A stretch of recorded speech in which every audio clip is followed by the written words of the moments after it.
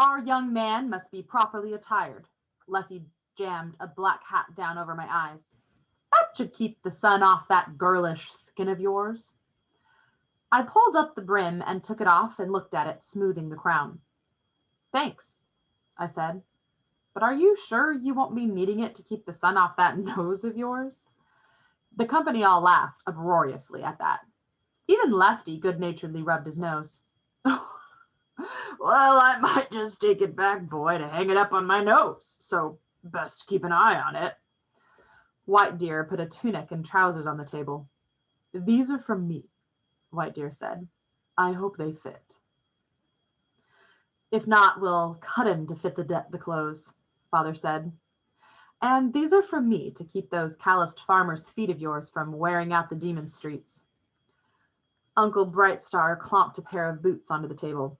Actually, you're to wear these only when the rain comes, so don't waste the leather in the dry times. Uncle sat back, satisfied, as I admired the shiny black leather.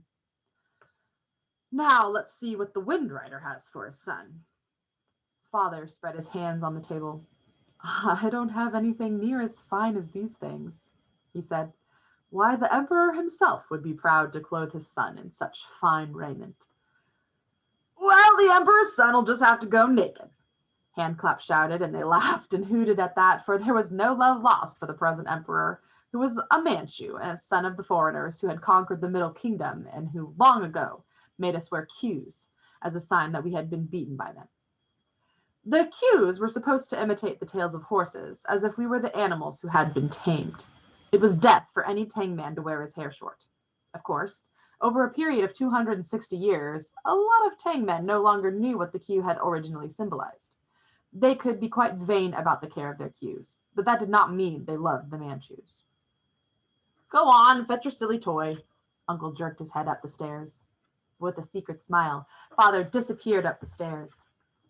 I heard his boots mount the steps heavily. He came down the steps a moment later from his third-floor room. Under his arm he had a kite. But what a kite! The frame of light bamboo sticks had been bent, tied, and glued into the shape of a butterfly. And then the frame had been covered with rice paper, which is a thin, translucent kind of paper. The paper had been painted in bright blue and green colors. It seemed to tremble in Father's hands. I could see the jets of the gas lights through the tissue-thin paper. The kite seemed to glow and vibrate as if it were alive and breathing in my father's hands. I knew it would fly well when I tried it. It's just a little something, Father said casually. Be careful with it, Uncle warned. But I did not need to be told that.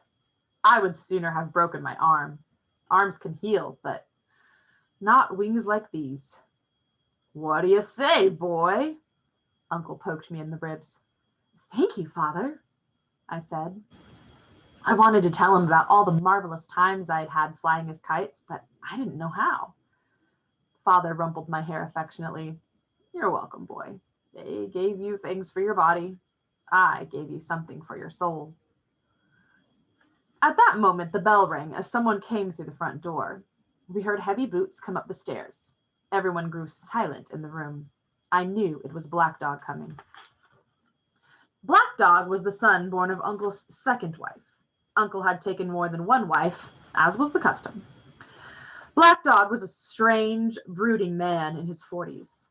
Thanks to Uncle's hard work, Black Dog and his brothers and sisters had been raised in luxury back in the Middle Kingdom. He had resented it when his father had made him come to the land of the Golden Mountain. All of a sudden, after living like a young lord, he found himself doing the most drudge-like work. It had not helped matters that he had come during the time of the Troubles, when the demons had roared through the Tang people's town, claiming the Tang people took jobs away from them. They beat up innocent Tang men and hung others by their queues from lampposts. Black Dog began to despise his own father. He began to hang out with the brotherhoods who ran the gambling and the prostitution and the drug trade in the Tang people's town, and who were constantly fighting each other over control of various shady activities. Finally, Black Dog had taken to opium. He worked during the day in an offhand, insolent manner, but there was a strangeness to his eyes whenever you spoke to him. Now he stood in the doorway, his hands stuffed into his pockets beneath his huge jacket. He was as tall as father, but paler, and there was a scar by his right temple that he had gotten in a sword fight. "Where were you, boy?" Uncle demanded. "I told you we were all going to be down at the dock." "It slipped my mind, father." He strolled into the room and picked at the pile of clothes and glanced at the kite. "They forgot one thing," Black Dog said. He reached under his tunic, which went all the way past his waist. He tossed a demon's steel knife onto the table. Father swept it up quickly. "I'll hold this for you till you need it."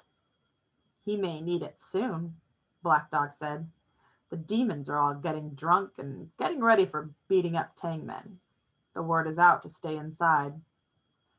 Right then, we all heard the sound of glass window shattering. Uncle led the way down the steps. The left window had been broken, and the glass lay scattered across the floor. I was closest to the right window when the brick came through it. I stared at the brick as it slid across the clean, worn wooden floor, and at the glass that scattered around my feet. Outside, I could hear jeers and shouts.